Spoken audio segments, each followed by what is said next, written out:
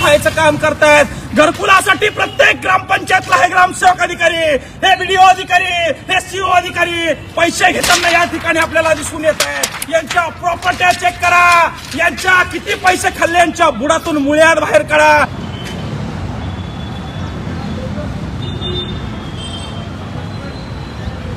नमस्कार मित्रांनो, मी सरपंच मंगेश साबळे बोलतोय आणि आज आलोय मी DRDA ऑफिसला। इथं घरकुल मंजूर करतात या ठिकाणी।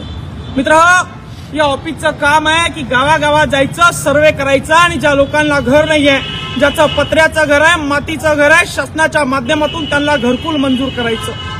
मात्र 70 वर्ष झाले हे ऑफिस जाग्यावर आहे, घरही जाग्यावर आहे, मात्र ऑफिस मधले अधिकारी मोठमोठ्या बंगल्यामध्ये या ठिकाणी जात आहे। मित्रांनो, आपण बघू शकता, मी सरपंच म्हणून, ग्रामसेवक म्हणून माझ्या गावची घरकुलाची यादी तयार केली, सर्वे केला आणि बघितलं की ज्याला कुणाला पत्र्याचे घर आहे, ज्याला कुणाला कुड्याचे घर आहे, त्यांच्या तिथं जाऊन या ठिकाणी जिओ टॅगिंग कॅमेरामध्ये त्या ठिकाणी त्याचा सर्वे केला।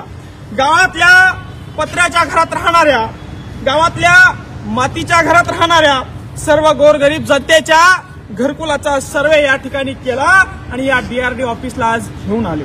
मित्रांनो, 2024 पर्यंत प्रत्येकाला घर देतो म्हणून शासनाने सांगितलं होतं, मात्र त्या अफवा, ते आश्वासन जागेवरच आहे आणि घर अजून मात्र भेटलेलं नाही। हा विषय मित्रांनो घरकुलाचा। हे सीओकडे गेलं, सीओला सांगितलं मला घरकुल पाहिजे, माझ्या लोकांनी 100% कर भरलाय, ते मला घर मागायला लागले, दर महिन्याला ते येतात आणि आम्हाला घरकुल कधी मिळणार आहे म्हणून विचारतात। तर सीओ म्हणले बाकीच्या ग्रामपंचायत सारखं यादी तयार करा, नावं द्या, तुमचं होणार नाही। काय बाकीच्या ग्रामपंचायत सारखी यादी तयार करायची, कधी त्या लोकांना घरकुल द्यायचं? त्यांचा 100% टॅक्स या ठिकाणी भरून घेतला, मात्र सीओ बेजबाबदारपणे या ठिकाणी वक्तव्य करायला लागले। टक्केवारी फक्त जलजीवन मिशनची, मोठमोठ्या कामाची टक्केवारी घेण्यासाठी अधिकारी बसलेत, यांचे डबल तळी, 4-4 तळी बंगले या ठिकाणी झालेत। आणि त्या ठिकाणी मी एक सरपंच म्हणून काम करत असताना, प्रामाणिकपणे काम करत असताना, देशाचे गृहमंत्री या ठिकाणी संभाजीनगरला आले, त्यावेळी मला डिटेन केलं। ते हरामखोर एसपी, कोणी आदेश दिले त्या एसपीला, एका सरपंचाला या ठिकाणी दिवसभर त्या ठिकाणी डिटेन करून त्यांनी ठेवलं। तुम्ही जर का आम्हाला डिटेन करणार असाल, गृहमंत्री या ठिकाणी आमच्या शहरात येणार असाल आणि तुम्ही जर का आम्हाला एका सरपंचाला डिटेन करणार असाल तर आमचे काम करा, आम्हाला घरं द्या, आम्हाला राशन द्या, आम्हाला अंगणवाडीसाठी शिक्षण व्यवस्थित द्या, तेव्हा आम्हाला डिटेन करा। एका सरपंचा समोर बोलायची तुमची औकात नाही, एका सरपंचाला हँडल करायची तुमची औकात नाही। तुम्ही देशाचे गृहमंत्री आहात, तुम्ही आमच्या शहरात येतात आणि एका सरपंचाला या ठिकाणी डिटेन करून ठेवतात। त्यापेक्षा आमचे काम करा। तो हरामखोर एसपी, तो हरामखोर सीओ फक्त पैसे खातात। अरे अवैध धंदे दनाट सुरू आहेत, दारू दनाट सुरू आहेत, वाळू दनाट सुरू आहेत, जलजीवन मिशनचे मोठमोठ्या कामाचे टक्केवारी दनाट सुरू आहे, मात्र सरपंचाला डिटेन करायचे आदेश तुम्हाला कोणी दिले? कुणी दिले तुम्हाला सरपंचाला डिटेन करायचे आदेश? आणि तुम्ही जर का मला डिटेन करणार असाल तर माझ्या गावाचे काम करा, माझ्या गावातील गोरगरीब शेतकऱ्यांना या ठिकाणी राहायला घरं द्या आणि ते जर का तुम्ही देणार नसाल तर खबरदार, जनतेनं निवडून दिलेल्या आमच्या या लोकप्रतिनिधीला तुम्ही हात लावू नका। लोकशाहीमध्ये डॉक्टर बाबासाहेब आंबेडकरांच्या, छत्रपती शिवाजी महाराजांच्या महाराष्ट्रात जन्म झालाय, तुम्हाला वाकणार नाही, जुमानणार नाही या ठिकाणी।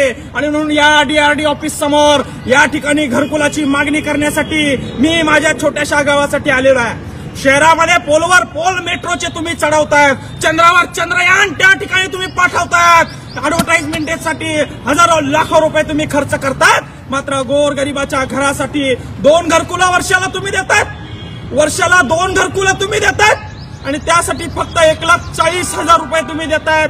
ही अवहेलना तुम्ही गोरगरिबांची करतायत। अगोदर गावाचा विकास करा, अगोदर खेड्याचा विकास करा, अगोदर गावाच्या शिक्षणाकडे लक्ष द्या आणि ते जमणार नसेल एसपी, सीओ, तर सरपंच जो करतोय त्याला डिटेन करू नका, त्याला अटक करू नका, तुम्हाला तो अधिकार नाहीये। मी सुद्धा UPSCचा अभ्यास केलाय, तुम्ही काय UPSC शिकले रे? अधिकारी झाले तर नियमाने काम करायचं, गोरगरिबाचं काम करायचं, संविधानाला धरून काम करायचं. डिक्टेटरशिप चालणार नाही, या ठिकाणी हिटलरशाही चालणार नाही. एक संविधानाचा अभ्यास केलेला माणूस सांगतोय. सरपंच समजलं काय? संविधान गाळून पिलाय, संविधानाचा अभ्यास केलाय. गृहमंत्र्याला जो अधिकार आहे, माझं संविधानिक पद आहे, मला सुद्धा तो अधिकार आहे. आणि म्हणून आमचे कामं करा, आमच्या गावाचे कामं करा, तरच आमच्या कॉलरला हात लावा. आणि तुमच्याकडनं हे कामं होणार नसेल तर आज माझ्या या गावकऱ्यांना सांगतोय की हे तुमचं सरकार काम करणार नाही, हे अधिकारी तुमचं काम करणार नाही. हे गुंडशाही दडपशाही करणारं सरकार आहे, गुंडशाही दडपशाही करणारे हे अधिकारी आहे. यांचे बंगले तपासा, यांना ईडी सीबीआय लावा, यांचे प्रॉपर्टी बाहेर काढा, मग तुमच्या लक्षात येईल गोरगरिबांसाठी आलेला निधी यांनी खाल्लाय, यांच्या खिशात गेलेला आहे गोरगरिबांचा निधी. आणि या DRDO ऑफिस समोर माझे घरकुल मंजूर व्हावेत म्हणून हा सर्वे या ठिकाणी निघतोय. मी या ठिकाणी DRDO अधिकाऱ्यांची लाज आम्हाला वाटते की आम्हाला या 21व्या शतकामध्ये राहायला आमच्या लोकांना घर नाहीये, ते घरकुल मागताय. आणि या शासनाचं ते काम असताना हे अधिकारी पैसे खायचं काम करतायत. घरकुलासाठी प्रत्येक ग्रामपंचायतला हे ग्रामसेवक अधिकारी, हे BDO अधिकारी, हे CO अधिकारी पैसे घेताना या ठिकाणी आपल्याला दिसून येत आहे. यांच्या प्रॉपर्ट्या चेक करा, यांच्या किती पैसे खाल्ले यांच्या बुडातून मुळ्यात बाहेर काढा. आणि म्हणून सरकारला चेतावणी आहे, संवैधानिक पदावर असताना, काम करत असताना तुम्ही जर आमचं काम करणार नसेल तर आम्हाला अडवण्याचा, दाबण्याचा प्रयत्न करू नका. कारण डॉक्टर बाबासाहेब आंबेडकरांच्या संविधानानुसार आम्ही काम करतोय. जय जवान, जय किसान.